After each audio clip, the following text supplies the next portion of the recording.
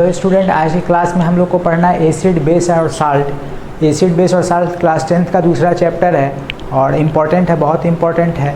Acid सबसे पहले हम लोग जाने एसिड होता क्या है, उसके बाद जाने बेस होता क्या है। तो एसिड क्या होता है, कोई भी कंपाउंड है जो H+ आयन कंटेन करता है उसको हम लोग एसिड कहेंगे, और जो OH- आयन कंटेन करेगा उसको हम लोग बेस कहेंगे, और जो एसिड और बेस मिलके जो कंपाउंड बनेगा उसको हम लोग साल्ट कहेंगे। ठीक है, एसिड वो है जो H+ आयन कंटेन करेगा, एक या एक से ज़्यादा H+ आयन जो कंटेन करे उसको हम लोग एसिड बोलेंगे। अब हम लोग पहले एसिड बेस जान लें, फिर उसके बाद इसका एसिड बेस का टेस्ट क्या होता है, कैसे पता करेंगे कौन एसिड है कौन बेस है, वो भी जानेंगे। सबसे पहले जाने एसिड क्या होता है। तो जो H+ आयन कंटेन करे वो एसिड, जो OH- आयन कंटेन करे वो बेस। तो यहाँ हम लोग एग्जाम्पल देख लें, हमने एक एग्जाम्पल लिया HCl का। HCl में H+ और Cl- होता है, HCl में H+ और Cl- होता है। अगर इसको वाटर में डिज़ोल्व कर दें तो ये भी H+ और Cl- ये वाटर के कांटेक्ट में आके H3O+।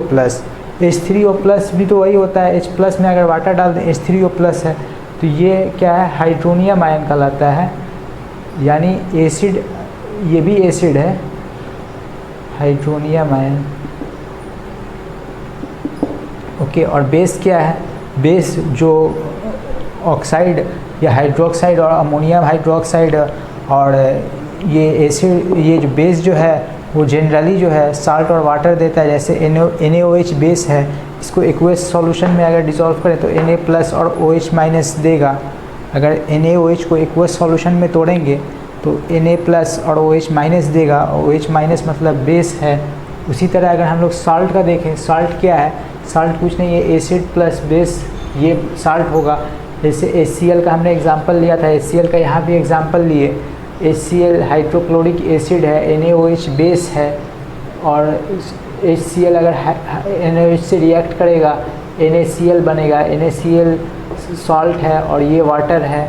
जब भी H+ और OH- को हम लोग अगर एक साथ रिएक्शन कराएंगे H+ और OH- का, तो ये वाटर तो बनेगा ही। इसलिए जहाँ भी एसिड और बेस का रिएक्शन होता है वहाँ साल्ट और वाटर का फॉर्मेशन होता है।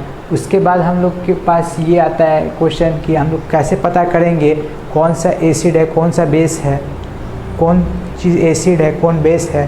तो सबसे पहला मेथड है कि उसको टेस्ट कीजिए, खाइए। जैसे लेमन हम लोग खाते हैं तो लेमन थोड़ा, उसका टेस्ट जो होता है वो थोड़ा कड़वा होता है, उसका टेस्ट जो होता है वो सॉर होता है। और अगर हम लोग किसी बेस को लेते हैं तो उसका टेस्ट जो होता है वो बिटर होता है, क्लास 8 में पढ़े होंगे। और इसको हम लोग सब कुछ को तो खा नहीं सकते। जैसे कोई एसिड है उसको हम लोग खा लें, डेंजरस भी होता है, ख़तरनाक भी होगा। और उसी तरह कोई बेस है उसको खा नहीं सकते, पहले तो पता करेंगे है क्या, पॉइजनस भी तो हो सकता है, इसलिए सब कुछ को खा नहीं सकते। तो इसको टेस्ट करने के लिए अपने पास इंडिकेटर है। इंडिकेटर दो तरह का है, एक लेबोरेटरी में बनाया गया इंडिकेटर है और एक जो है वो नेचुरल इंडिकेटर है। तो लेबोरेटरी में बनाया गया दो इंडिकेटर है अपने पास। लेबोरेटरी में बनाया गया दो इंडिकेटर है, सिंथेटिक इंडिकेटर दो है। एक मिथाइल ऑरेंज जिसका कलर ऑरेंज होगा और जिसको एसिड में डिसॉल्व करेंगे तो वो रेड कलर देगा, और मिथाइल ऑरेंज जिसका कलर ऑरेंज होगा उसको अगर हम लोग बेस में डिसॉल्व करेंगे तो वो येलो कलर देगा। उसी तरह दूसरा जो है फिनोप्थेलिन है। फिनोप्थेलिन ये लिक्विड होता है और ये सबसे ज़्यादा लेबोरेटरी में यूज़ होता है। इसको ये कलरलेस होता है, और इसको अगर हम लोग एसिड में डिसॉल्व करेंगे तो कोई चेंज नहीं होगा। फिनोप्थेलिन में अगर एसिड डालें तो कोई चेंज नहीं होगा, लेकिन फिनोप्थेलिन में अगर बेस डालें तो ये पिंक कलर का हो जाएगा। ठीक है, उसके बाद आता है नेचुरल। नेचुरल क्या क्या है, तो नेचुरल है लिटमस, जो हम लोग को प्लांट से मिलता है।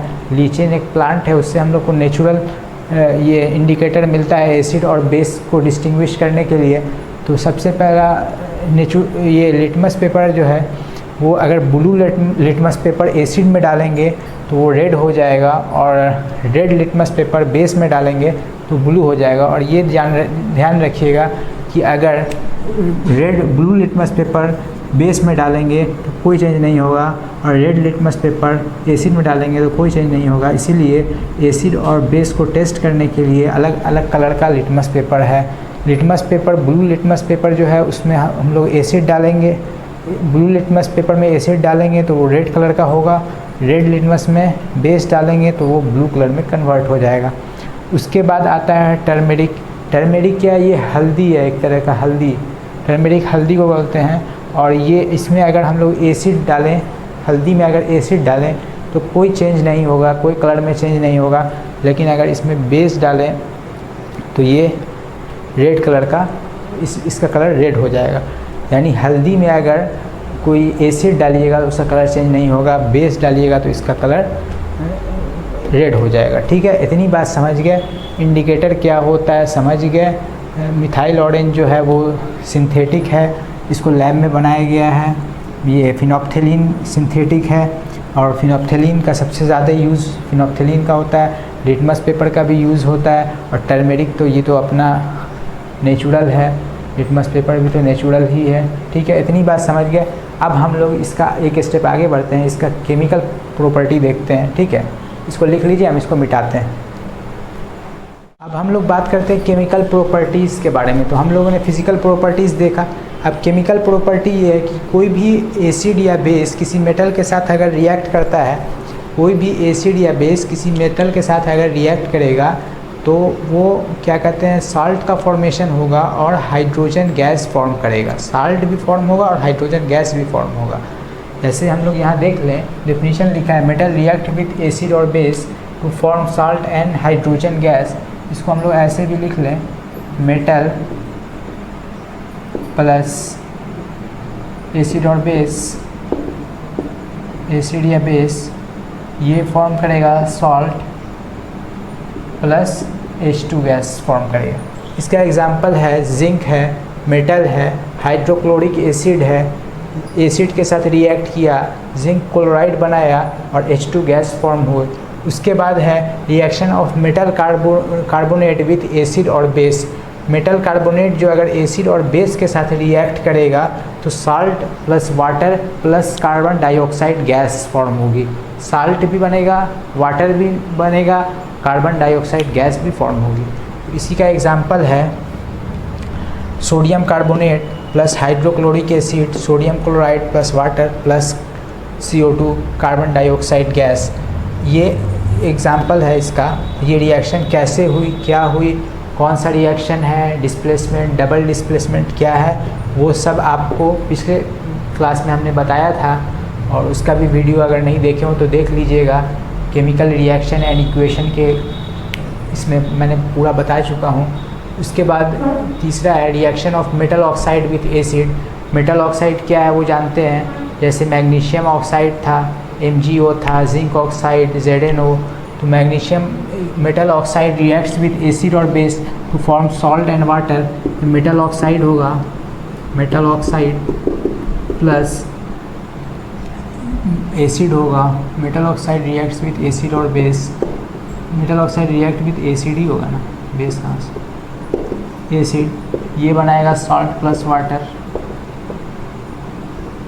ठीक है, जैसे एग्जांपल देख लीजिए, जिंक ऑक्साइड है, हाइड्रोक्लोरिक एसिड के साथ रिएक्ट किया, ZnCl2 प्लस वाटर बनाया। उसके बाद चौथा रिएक्शन होता है, चौथा केमिकल प्रॉपर्टीज़ जो है वो reaction of acid with base. Acid और बेस को न्यूट्रलाइज करेंगे, उसी को हम लोग न्यूट्रलाइजेशन रिएक्शन भी बोलते हैं। न्यूट्रलाइजेशन रिएक्शन क्या है, acid react with base to form salt and water. जैसे हाइड्रोक्लोरिक एसिड है, NaOH बेस है, और ये दोनों अगर रिएक्ट करता है आपस में तो सोडियम क्लोराइड प्लस वाटर बनता है।